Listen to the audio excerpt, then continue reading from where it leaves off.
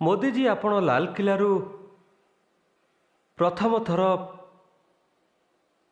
Toilet भली प्रसंग उपरे कथा उठेले। कौन सी प्रधानमंत्री प्रथम थर एमिति प्रमुख प्रसंग को किंतु जहाँकि अति छोट लगुथिबा छोट देखा जाउथिबा प्रसंगटिए किंतु बहुत गुरुत्वपूर्ण ताकू प्राथमिकता देले। यह आमे देखिलु ये जो प्राथमिकता बदली जो प्राथमिकता को आपण डिसाइड करछंती या केमिति भावे डिसाइड करथांती आ जो इश्यूज केमिति सामने को आसिला। देखो मु तो ये कथा कहबिनी जे स्वतंत्रतार 70 वर्ष मध्य कौन सी सरकारंकर ए विषय उपर ध्यान ही नथिला। यह कहबा तो तांको सहित अन्याय हेबो। तबे मु एभली प्रकार कथा कहि पारे ना। मु तो लाल किलारू यह भी कहिथिली जे आज हिंदुस्तान जोठी अच्छी सहीठी देश स्वाधीनता पाइबा परठारु सबु सरकारंकर सबु प्रधानमंत्रींकर सबु राज्य सरकारंकर सबु मुख्यमंत्री मानकर प्रति जनप्रतिनिधिंकर किछि ना किछि योगदान रहिछि। एक कथा मु लाल किल्ला रे कहिछि आ मु भी एक कथा मानुछि। किंतु कौन कारण अच्छी जे एते योजना अच्छी एते धन खर्च होइछि हेले सामान्य मनुष्य जीवन में परिवर्तन कहीं आसुना। महात्मा गांधी आमको एक दर्शन देइथिले आ मु भाबुछि कौन सी भी डेवलपिंग कंट्रीज मानक पई एठारो भल सिद्धांत किछि नथिबो। महात्मा गांधी कहिथिले आपण किछि भी नीति तैयारी करंतु ताकू सही तराजुरे तौलंतु जमिति ता द्वारा सबा पछरे बसिथिबा लोक ता जीवन उपरे ये नीतिर कौन प्रभाव पड़िबो। मोर महात्मा गांधींकर एई कथा मन को छुई जाइछि जे आमे नीति केते बड़ करू बा बड़ बड़ कथा कहूँ किंतु भाई जहाँ पाई ये नीति बनाउछंती से जो समाजर शेष रे थिबा व्यक्ति ता पाखरे पहुँचवा बेले कुआड चल जाउछि। मु जानिछि मु एमिति कठिन काम मुंड ऊपर को नैछि हेई पारे जे सही सबु काम को मोर कई नेगेटिव पॉइंट भी दे पारंती किंतु कौन से केवल यही काम को छाड़देवा उचित हे। गरीब जोठी पड़ी से पड़ो दबा ना कौन आउ सेते बेले ही जाई आपण मते स्पष्ट भाव में बुझीपारे जितेबले कौन सी छोट बालिकाटी उपर बलात्कार हुए केते दुखदपूर्ण जंत्रणा ताहले कौन आम या कहबा जे तुम सरकार रे एतिके होतला आम सरकार रे एतिके होची। मु भाबुची या ठारो बड़ भूल रास्ता हो किछि भी नाही। बलात्कार बलात्कार ही थाए गोटे झील सहित ये अत्याचार किपरि सह्य कर जाई पारे। आउ एइथि पई मु लाल किल्लारू एहाको एक नुआ रूप रे ए विषय को प्रस्तुत करिछि। मु कहिथिली जदि झील संध्यारे विलंबरे घर को फेरे प्रत्येक बापा माँ पचारे कुआड जाइथिलु काहेकि जाइथिलु क्या देखा कलु फोन रे कथबार्ता बेले माँ देखीदे तो ए कथा बंद कर क्या सह कथा क्या सहित कथा हाँ अरे झील को तो समस्ते पचारुच केबे पुओ मान को तो पचार कुआड जाइथिल।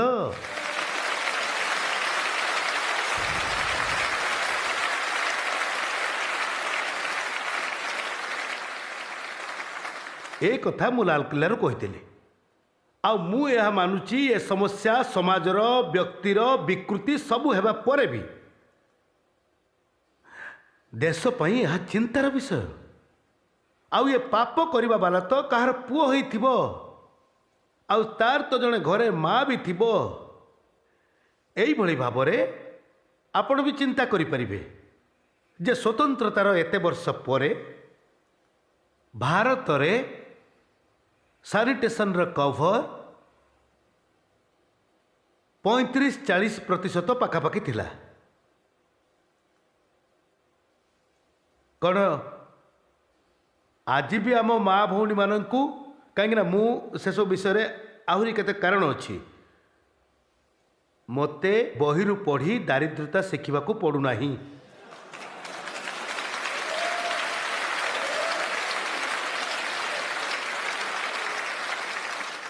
मते टीवी पर्दारू दारिद्र्यर अर्थ शिखा पड़ूना कारण मुझे जीवन जीकी आसी।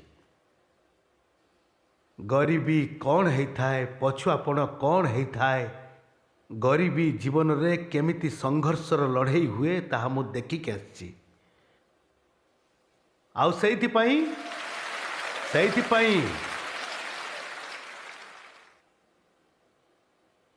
ମୁଁ ହୃଦୟରୁ ମାନିନିଏ ରାଜନୀତି ନିଜ ସ୍ଥାନରେ ଥାଉ, ମୋ ସମାଜ ନୀତି କୁହନ୍ତୁ, ମୋ ରାଷ୍ଟ୍ରନୀତି କୁହନ୍ତୁ, ମୋତେ ଏହା କହେ ଯେ ଏମାନଙ୍କ ଜୀବନରେ କିଛି ତ ପରିବର୍ତ୍ତନ ଆଣିବି ମୁଁ। ଆଉ ସେତେବେଳେ ଯାଇ ମୁଁ ଲାଲକିଲ୍ଲାରେ କହିଲି ଯେ ଆମେ 18,000 ଗାଁ ଯେଉଁଠି ଆଜି ଯାଏ ବିଜୁଳି ହିଁ ପହଞ୍ଚି ନାହିଁ, ଏହାର ଅର୍ଥ ବାକି ଗାଁ ମାନଙ୍କରେ ପହଞ୍ଚି ଯାଇଛି। ଯିଏ ପହଞ୍ଚାଇଛନ୍ତି ତାଙ୍କୁ ଶତ ଶତ ସଲାମ। କିନ୍ତୁ 70 ବର୍ଷ ପରେ 18,000 ଗାଁରେ ନ ପହଞ୍ଚିବା, ଏହାର ଦାୟିତ୍ୱ ବି ଆମକୁ ତ ନେବା ଦରକାର।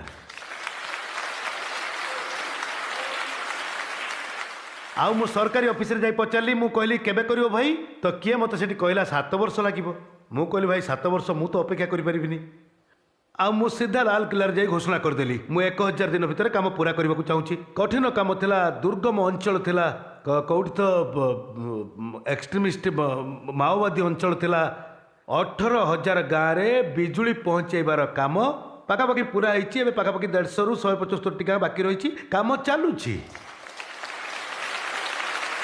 ମୋଦିଜୀ, ଆପଣ କଳ୍ପନା କରିପାରିବେ କି ଗରିବ ମା ଶୌଚାଳୟ ଯିବା ପାଇଁ ସୂର୍ଯ୍ୟୋଦୟ ପୂର୍ବରୁ ଜଙ୍ଗଲକୁ ଯିବାକୁ ଚିନ୍ତା କରେ, ଆଉ ଦିନରେ ଯଦି ଯିବାକୁ ପଡ଼େ ଶାରୀରିକ କଷ୍ଟ ବରଂ ସହିଯାଏ, କିନ୍ତୁ ସୂର୍ଯ୍ୟ ବୁଡ଼ିବା ପର୍ଯ୍ୟନ୍ତ ସେ ଅପେକ୍ଷା କରେ, ହେଲେ ଶୌଚାଳୟକୁ ଯାଏ ନାହିଁ।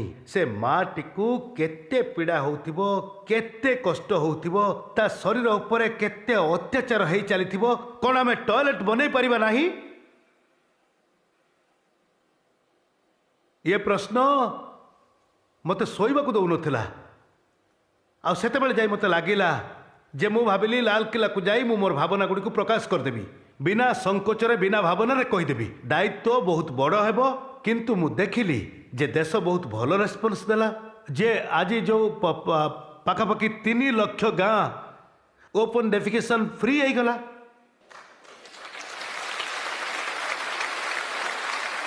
ଆଉ କାମ ବି ଜୋରରେ ଚାଲିଛି। ଆଉ ଏଇଥିପାଇଁ ଲାଷ୍ଟ ମାଇଲ୍ ଡେଲିଭରି ଏଇ ଯେଉଁ ଗଣତନ୍ତ୍ରରେ ସରକାରଙ୍କର ପ୍ରାଥମିକ କର୍ତ୍ତବ୍ୟ। ଆଉ ଏଇ ଚିନ୍ତା ଭାବନାରେ ମୁଁ ଏକ ବୋଝ ଉଠେଇଛି। ପ୍ରଥମ ବୋଝ ଉଠେଇଛି ଗାଁରେ ବିଜୁଳି ପହଞ୍ଚାଇବା। ଏବେ ବୋଝ ଉଠେଇଲି ଘରେ ଘରେ ବିଜୁଳି ପହଞ୍ଚାଇବା। 4 କୋଟି ପରିବାର ଏମିତି ଅଛନ୍ତି। ଭାରତରେ ଟୋଟାଲ 25 କୋଟି ପରିବାର ଅଛନ୍ତି। 125 କୋଟି ଜନସଂଖ୍ୟା, ପାଖାପାଖି 25 କୋଟି ପରିବାର ଅଛନ୍ତି। ସ୍ୱାଧୀନତାର 70 ବର୍ଷ ପରେ ଆଜି ବି 4 କୋଟି ପରିବାରରେ ଆଜି ବି ଅଷ୍ଟାଦଶ ଶତାବ୍ଦୀର ଜୀବନ ଜୀଇବା ପରି ସେମାନେ ଦୀପ ଜଳେଇ ବଞ୍ଚିଛନ୍ତି। ମୁଁ ବୋଝ ଉଠେଇଛି। ସୌଭାଗ୍ୟ ଯୋଜନା ମାଧ୍ୟମରେ ମାଗଣାରେ ସେହି 4 କୋଟି ପରିବାରକୁ ବିଜୁଳି କନେକ୍ସନ ଦେବି। ତାଙ୍କ ପିଲାମାନେ ବିଜୁଳିର ଆଲୁଅରେ ପଢ଼ିବେ। ତାଙ୍କ ଘରେ ଯଦି କମ୍ପ୍ୟୁଟର ଚଲାଇବାକୁ ଚାହିଁବେ, ମୋବାଇଲ ଚାର୍ଜ କରି କେମିତି ଦୁନିଆ ସହ ଯୋଡ଼ି ହେବେ। ଟିଭି ଆଣିବାର ଖର୍ଚ୍ଚ ଯଦି ମିଳିଯାଏ ତେବେ ଟିଭି ଦେଖିବେ, ବଦଳୁଥିବା ଦୁନିଆ ଦେଖିବେ।